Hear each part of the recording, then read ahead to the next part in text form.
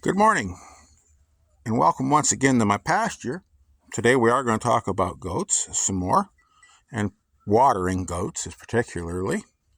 If you're interested in these goat videos, I do have a playlist that has all the goat videos posted on it. This one will be posted there directly, probably this afternoon sometime. But anyway, that playlist exists. But we're going to talk about water. And goats do require quite a bit of water, and it has to be clean. This is a tank that I use for the adults. It's roughly a half barrel. This came from the cattle industry. They use these to put protein supplement in. They're done. We can get these tanks this size, clean them out good, and this works good for an adult goat. We do see there's some ice in this tank from last night. We have brought warm water out here and thawed it. It did not freeze all the way down, as you can see. We poked a hole in there. And the sun will be hitting this tank and will melt that ice. So this will be good for them all day today.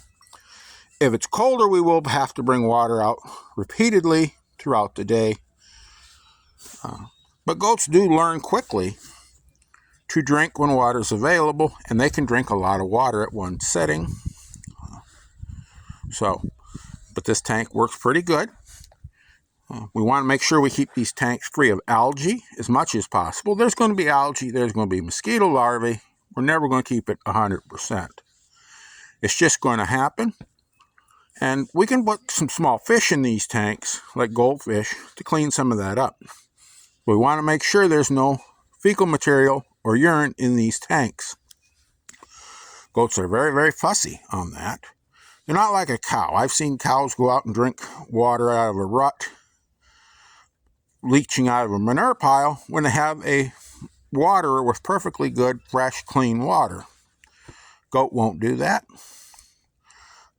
You can get them thirsty enough, they'll drink stuff that they shouldn't.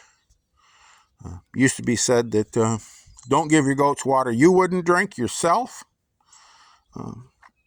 And that's good. That's, kind of how we want to look at it. They need that good, clean water, being as they are pretty much just a stomach on legs. Clean feed, clean water, keeps those parasites away, which is a problem with goats. They do get a lot of parasites. Even with the best care, parasites are a problem, and we want to make sure there are no snails in these water tanks. Goats should not have access to water that has snails in it. At least in my area, snails are a carrier or a vector, whatever they call it, for flukes and some other worms, and we don't want those in our goats. Flukes can be fatal. We don't want tapeworms, etc. I mean, these are always bad characters, and snails seem to have, there's a direct,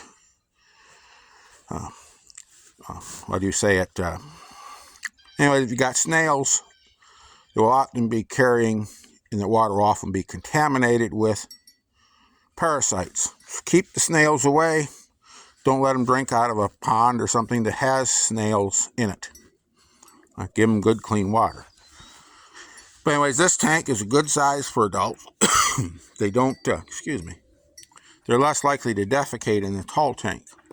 We have younger goats. This size works. This is about a quarter of a barrel, about half the size of the last one.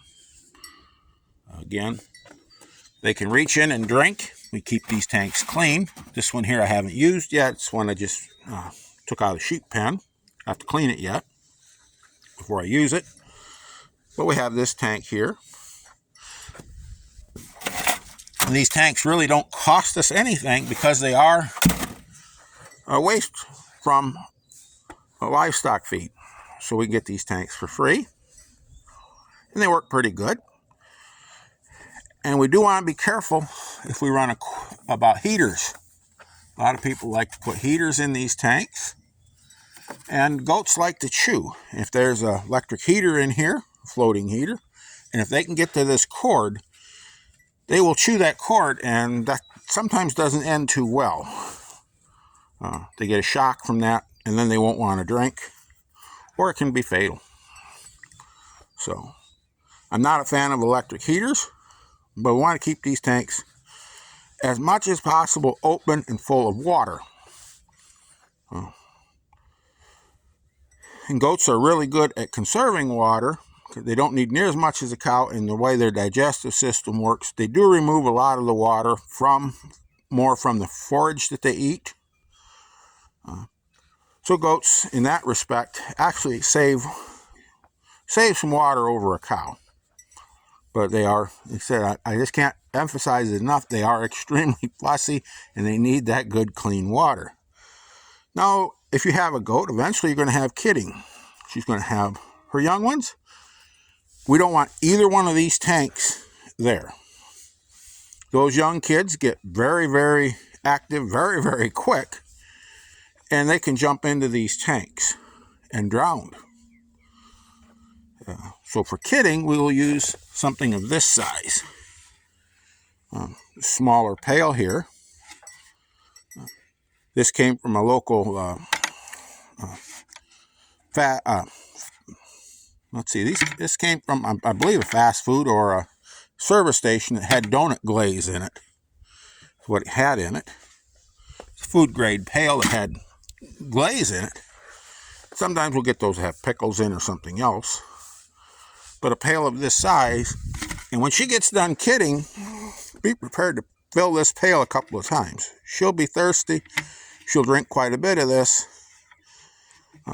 But get her some water out there, some good clean water. Let her get all she wants and then remove the pail. And come back in a couple hours and do it again.